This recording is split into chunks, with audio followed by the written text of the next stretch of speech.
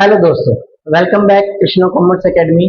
आज हम आपके लिए इकोनॉमिक्स की एक छोटी सी वीडियो लेकर आए हैं जिसमें हम आपको बताएंगे कि इन्वेस्टमेंट फंक्शन क्या होता है।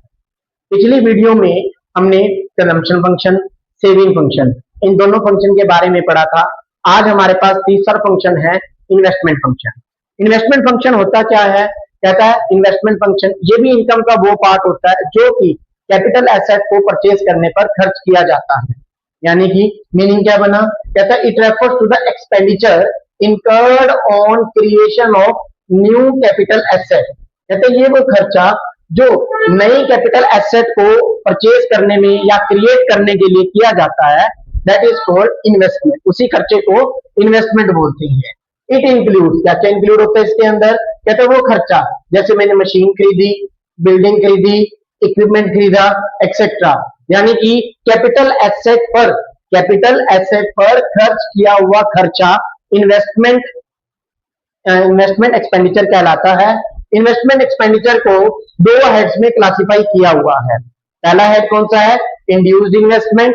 और दूसरा इन्वेस्टमेंट कौन सा है? ऑटोनोमियस इन्वेस्टमेंट। दो तरह के हेड में इसको क्लासिफाई किया गया है, इंड्यूस्ड इन्वेस्टमेंट एंड ऑटोनोमियस इन्वेस्टमेंट। तो इनकम के अगर हम बात करें, अपनी अपनी इनकम को इन्होंने तीन तरीके से यूज किया और तीन फंक्शन में डिवाइड किया। पहला, इनकम का अगर वो पार्ट जो कंजम्पशन के लिए खर्च किया जा रहा है, इनकम का वो हिस्सा जो खर्च किया जा रहा है कंजम्पशन के लिए, उसी को नाम दिया उन्होंने कंजम्पशन फंक्शन। इनकम का वो खर्च जो खर्च ना कर बचाया जा रहा है, सेव किया जा रहा है, उसी को नाम दिया बच्चे उन्होंने सेविंग फंक्शन। और इनकम का वो खर्चा, इनकम का वो हिस्सा जो आप खर्च कर रहे हो कैपिटल एसेट को क्रिएट करने के लिए, कैपिटल एसेट को बनाने के लिए, उसी खर्चे को नाम दिया इन्वेस्टमेंट फंक्शन। तो इनकम को तीन अलग अलग तरीके से क्लासिफाई किया गया है, एक कंजम्पशन फंक्शन में, एक सेविंग फंक्शन में और एक इन्वेस्टमेंट फंक्शन में।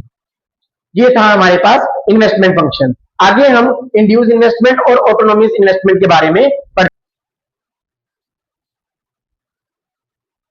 अब बात करते हैं इंड्यूस इन्वेस्टमेंट की और ऑटोनोमियस इन्वेस्टमेंट की। इन्वेस्टमेंट को दो पार्ट्स में क्लासिफाइड किया गया था, इंड्यूस इन्वेस्टमेंट एंड ऑटोनोमियस इन्वेस्टमेंट। जो इंड्यूस इन्वेस्टमेंट होता है उसका जो मोटिव होता है वो प्रॉफिट एक्सपेक्टेशन होता है। उसका जो मेन मोटिव होता है वो प्रॉफिट एक्सपेक्टेशन होता है। कहता है it refer to the investment which depend on the profit expectation. यानी प्रॉफिट मोटिव के उद्देश्य से, प्रॉफिट मोटिव के ऑब्जेक्टिव से इंड्यूस इन्वेस्टमेंट की जाती है। और इसका डायरेक्टली इन्फ्लुएंस होता है इनकम से, क्योंकि ये इनकम इलास्टिक होती है। यानी increase with increase in income, increase with increase in income. ये देखो, इसलिए इसका जो कर्व है वो अपवर्ड जा रहा है, अपवर्ड जा रहा है, क्योंकि इंड्यूस इन्वेस्टमेंट जो किया जाता है वो प्रॉफिट एक्सपेक्टेशन के यानी प्रॉफिट मोटिव के ऑब्जेक्टिव से किया जाता है। दूसरी ओर अगर हम बात करें ऑटोनोमियस इन्वेस्टमेंट की, ऑटोनोमियस इन्वेस्टमेंट सोशल वेलफेयर के ऑब्जेक्टिव से किया जाता है, प्रॉफिट मोटिव के ऑब्जेक्टिव से नहीं किया जाता।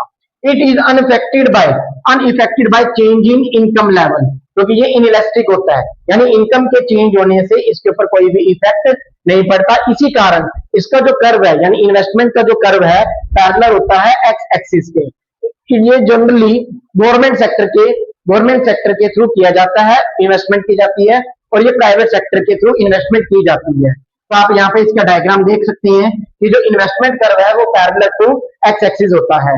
तो ये फर्क होता है, ये डिफरेंस होता है इंड्यूस इन्वेस्टमेंट में और ऑटोनोमियस इन्वेस्टमेंट में। पहला ऑब्जेक्टिव क्या बना, पहला डिफरेंस क्या बना? ये प्रॉफिट मोटिव से किया जाता है, ये सोशल वेलफेयर से किया जाता है। ये इलास्टिक इनकम होता है, ये इनइलास्टिक इनकम होता है। इसका इनकम के ऊपर डायरेक्ट इन्फ्लुएंस होता है, इसका इनकम के ऊपर कोई डायरेक्ट इन्फ्लुएंस नहीं होता। ये इसका जो कर्व है वो अपवर्ड जाता है, इसका जो कर्व है वो पैरेलल टू एक्स एक्सिस जाता है। ये हमारे पास था इन्वेस्टमेंट फंक्शन। Thank you.